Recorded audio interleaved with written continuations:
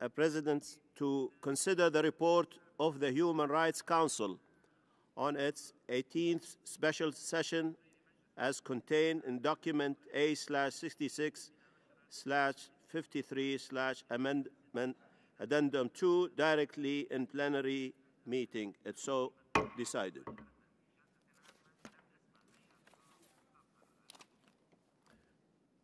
The General Assembly will now resume its consideration of Agenda Item 64, entitled Report of the Human Rights Council. Members will recall that the Assembly considered the annual report of the Human Rights Council circulated in documents A/66/53 and Addendum 1 at its 49th plenary meeting on 2nd November. In accordance with the decision just taken, the Assembly will now consider the report of the Human Rights Council on its 18th special session as contained in document A/66/53/Addendum 2 and Addendum 2 Corrigendum.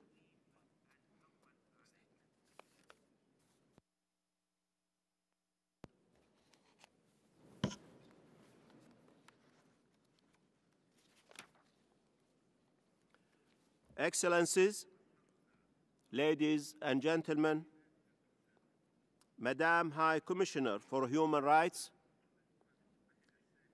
we have before us the report of the Human Rights Council on its 18th special session of 2nd December on the human rights situation in the Syrian Arab Republic. I circulated this report to you in a letter dated 5th of December. The General Assembly has not yet considered this report. It contains the Human Rights Council resolution S-18/1 referring to the report of the Independent International Commission of Inquiry in the Syrian Arab Republic, established pursuant to a Human Rights Council resolution S-17/1. Already in its report published on 23rd of November, the Commission of Inquiry indicated that gross and systematic violence of human rights had been committed by the Syrian authorities and members of the Syrian military and security forces in different locations in the Syrian Arab Republic. Already in November, the report stated that crimes against humanity had been committed in Syria. The Syrian authorities refused to cooperate with the Commission of Inquiry, nor to give its access to the Syrian territory. The League of Arab States took strong initiatives to promote a peaceful solution to the Syrian crisis. The League of Arab States adopted an action plan on 2nd of November and sent an observer mission to Syria. The observer mission had to be suspended on 28th of January due to the critical deterioration of the situation in Syria and the continued use of violence. On 22nd of January, the Arab League adopted a new plan to resolve the Syrian crisis. The role played by the Arab League must be commended.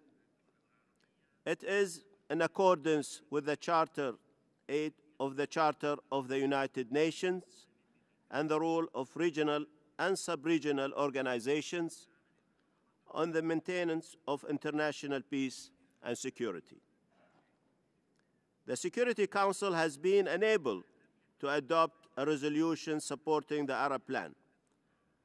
I have expressed my concern about the division of the Security Council.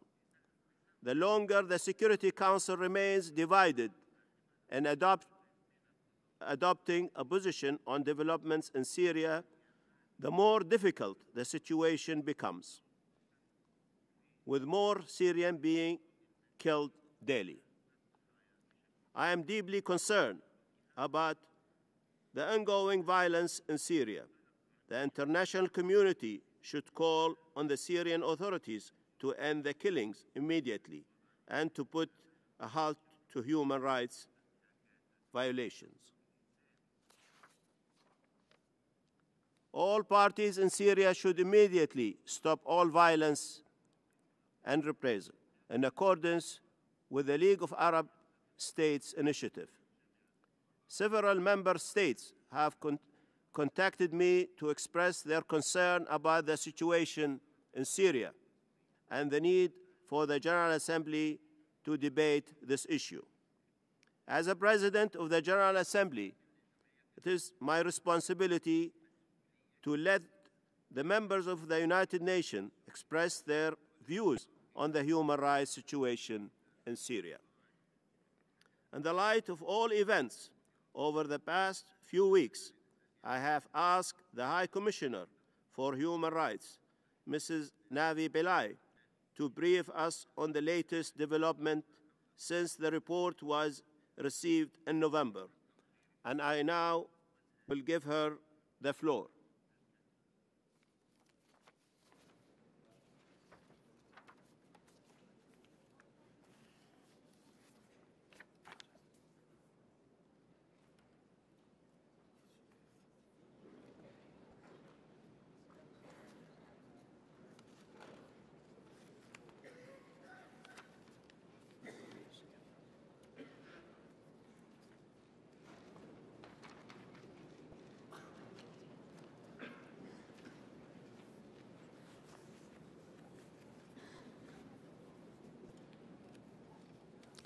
Mr. President, distinguished members of the General Assembly, Excellencies, ladies and gentlemen, I thank you for the invitation to address you on the human rights situation in Syria under the agenda item Human Rights Council. The worsening human rights situation in Syria has prompted the Human Rights Council to hold 3 special sessions, to dispatch 1 fact-finding mission and 1 independent commission of inquiry. The President of the Human Rights Council shared the report of the Commission of Inquiry with this Assembly on 29 November last year. Ladies and gentlemen, allow me to now update you on the current human rights situation in Syria. The violent government crackdown on peaceful protests demanding freedom, dignity, and social justice in Syria has continued unabated for 11 months now. While no exact figures can be provided due to our lack of access to the country, credible reports indicate that Syrian security forces killed well above 5,400 people last year, including civilians as well as military personnel who refused to shoot civilians. Due to extreme difficulties in substantiating the events on the ground, it has become almost impossible for my office to update the death toll